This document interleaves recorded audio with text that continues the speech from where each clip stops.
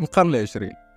القرن العشرين كتعتبر واحدة من أهم الفترات في تاريخ البشرية حسب المؤرخين والعلماء ديال التاريخ. فالمئة عام اللي داز فيها القرن العشرين بدلات مجرى التاريخ وغيرات شكل العالم اللي كنعرفوه حاليا. فشنو وقع في القرن العشرين؟ شنو هما أهم الأحداث البارزة فيه؟ وكيفاش حتى كيتعتبر واحد من أهم فترات في التاريخ ديال البشر؟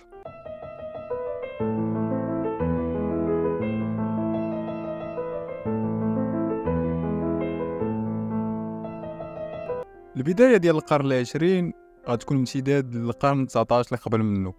القرن 19 تميز بصراعات سياسية كبيرة بين القوى الأوروبية الكبرى، الإمبراطوريات والجمهوريات والممالك اللي كتصارع بيناتها على المستعمرات. نهاية القرن 19 شهدت توسع أوروبي كبير في الدول الإفريقية والآسيوية والأمريكية الشمالية والجنوبية، هادشي اللي خلق واحد الصراع كبير على المستعمرات. والبداية ديال القرن العشرين ما كانش اختلاف، بل كانت ذروة هذه الامتدادات والتوسعات الاستعمارية في بداية القرن العشرين. وباش نفهموا مدى قوة الأحداث اللي وقعت في هذه الفترة الزمنية خصنا نمشيو بالتدريج، وغنبداو بسنة 1912. فهاد السنة المغرب غادي يوقع على معاهدة الحماية القنصلية اللي بالموجب ديالها غيولي مقاطعة تابعة لفرنسا، وغيسلم زمام أموره الاقتصادية والسياسية للاستعمار الفرنسي. من 1912 ل 1914 هاد السنة واللي كانت واحدة من أهم السنوات في تاريخ البشرية، حيث فيها اندلعت الحرب العالمية الأولى. بعد توترات سياسية كبيرة بين الإمبراطوريات الأوروبية غيوقع واحد الحدث اللي غيشعل فتيل الحرب، واللي كاملكم كتعرفوا، واللي هو اغتيال ولي عهد النمسا على يد طالب صربي بمدينة سراييفو، واللي كانت تابعة للإمبراطورية النمساوية الهنغارية اللي هي دابا عاصمة البوسنة. وفي خضم هادشي كامل غتنوض الحرب العالمية الأولى، واللي كتعتبر واحدة من أسوأ الفترات في تاريخ البشرية. حرب كبيرة امتدت لسنوات كثيرة وخلفت ملايين ديال القتلى.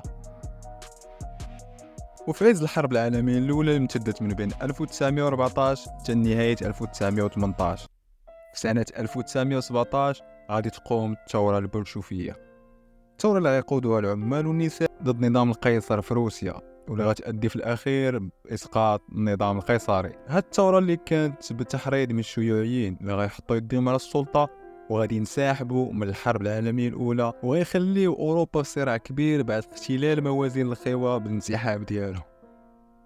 بعدها بسنة اللي هي سنة 1918، واللي هي سنة مليئة بالأحداث السياسية والاقتصادية كبيرة في العالم. ولكن هاد المرة الكارثة ما جات من حرب، بل الكارثة جات من وباء فتاك انتشر في أوروبا وحصد ما يقارب 100 مليون شخص، واللي هو الإنفلونزا الإسبانية.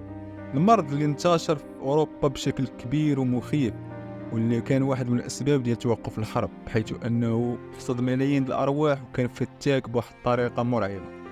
المرض تسمى بالإنفلونزا الإسبانية، واخا هو ماشي أصله من إسبانيا، ولكن أول الحالات ديالو ظهرات في دولة إسبانيا في نفس السنة 1918. وهذه المرة في 11 نوفمبر غادي تسالي الحرب العالمية الأولى بهزيمة ألمانيا.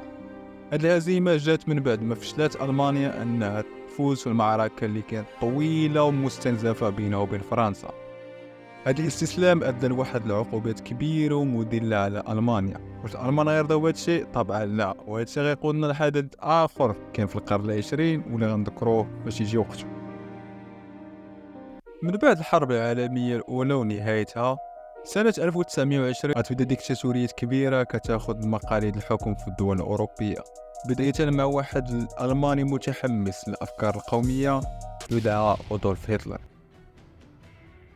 مرورا بالزعيم الفاشل الجديد لإيطاليا موسوليني، وصولا إلى قائد الاتحاد السوفيتي الثاني جوزيف ستالين. هاد الديكتاتوريات اللي كانت كلها عندها نفس الغرض هي التوسع والتوسع الحربي، هادشي اللي غيؤدي لواحد من أهم الأحداث في تاريخ البشرية وماشي غير في تاريخ القرن العشرين. ولكن قبل في 1929 العالم غادي يعرف موجة الكساد العظيم. هاد الأزمة الاقتصادية اللي بدات من الولايات المتحدة الأمريكية فاش بدا فائض الإنتاج كيفوت الطلب. هاد الأزمة ما بقاتش في الولايات المتحدة الأمريكية بل انتشرت في العالم كامل وبدا ما يسمى بالكساد العظيم. ولكن بشكل مفاجئ الدول الوحيدة اللي ما تضررتش من الأزمة الاقتصادية ديال 1929 كانت الدول اللي تحت الحكم الشيوعي.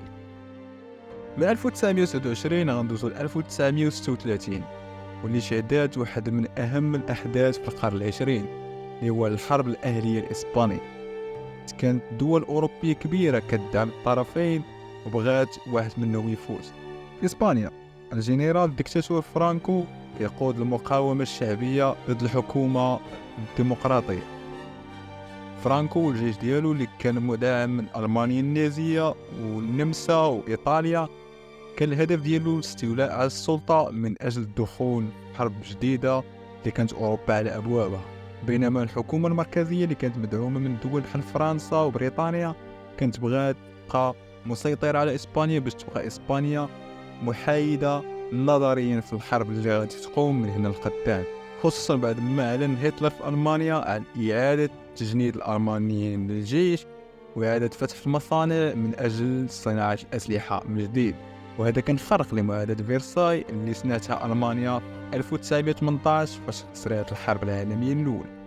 وهادشي كان دليل على أن الألمان ما كانوش غادي يسكتوا، بل كانوا كيوجدوا لحدث كبار من الحرب العالمية الأولى.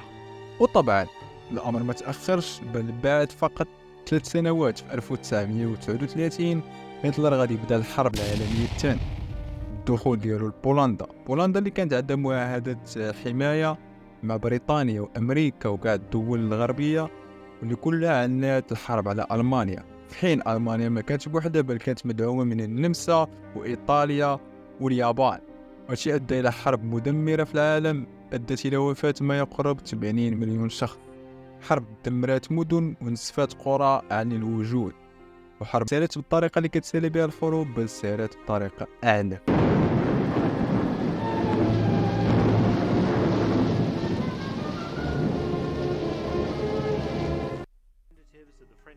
عام واحد مورا انطلاق الحرب العالمية الثانية بحدث صادم للعالم كامل، هتلر كينجح وكيحتل فرنسا. وهنا انتشرت الصورة الأيقونية للزعيم النازي في قلب العاصمة باريس وأمامه برج إيفل. هتلر قدر أنه يدخل فرنسا ويحقق الحلم ديال الألمان اللي ما قدروش عليه في الحرب العالمية الأولى. دخول هتلر لفرنسا شكل واحد الصدمة للعالم، أكد أن ألمانيا الحرب العالمية الثانية ماشي هي ألمانيا في الحرب العالمية الأولى.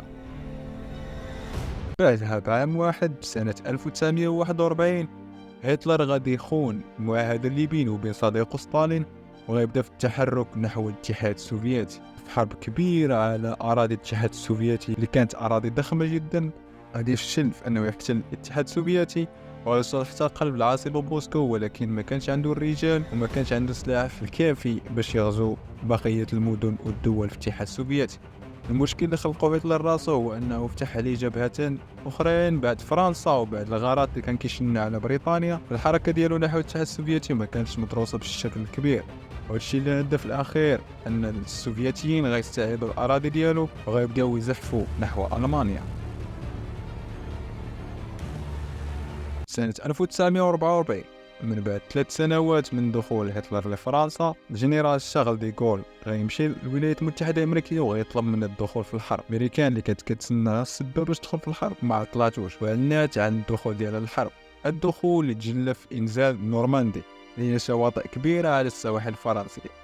إنزال كتعتبر أكبر إنزال في التاريخ، حيث حمل سفن ومقاتلات والجنود نحو الشواطئ الفرنسية باش يوقفوا الامتداد الألماني في فرنسا، باش يخلقوا جبهة حرب جديدة على هتلر بعد ما كان فاتح جبهة بريطانية وجبهة سوفيتية. 1945 عام مورا إنزال نورماندي، ألمانيا غادي تستسلم وغادي ينتحر هتلر بعد ما فشل في أنه يحتل الاتحاد السوفيتي، وفشل في أنه يحتل بريطانيا، وفشل في أنه يبقى محتل لفرنسا. طبعا استسلام ألمانيا معناش أن الحلفاء ديالها استسلموا، بل أن اليابان بقات مقاتلة مع الولايات المتحدة الأمريكية حتى بعد استسلام ألمانيا. وهادشي اللي غيؤدي واحد القرار خطير، واحد الجريمة كبيرة وقعت في تاريخ البشرية على المدن اليابانية. Few people laughed, few people cried, most people were silent. سنة 1945 نفس العام لنهاية الحرب العالمية الثانية، الولايات المتحدة غتعلن عن إنزال قنبلتين ذريتين على مدينة هيروشيما ومدينة ناكازاكي، واحدة من أفظع الجرائم في تاريخ البشرية، غتأدي بالأرواح ديال ما يقل على 300 ألف شخص، وغتبقى التداعيات ديالها ليومنا هذا. هنا كنوصل لنهاية الجزء الأول من أحداث القرن العشرين. كنحافل بالأحداث، ولكن هذا الشيء غير البداية، لأن الأحداث القادمة أكثر قوة وأكثر رعبا وأكثر دموية.